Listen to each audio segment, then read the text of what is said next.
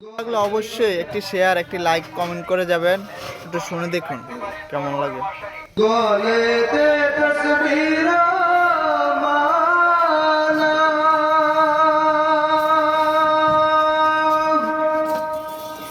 কে চলে ওই কামলিওয়ালা রে, গলেতে তসবির মালা,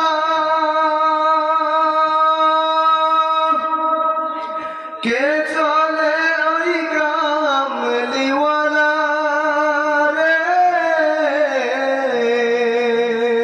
ওরে আমার বুকের দরগা তলায়,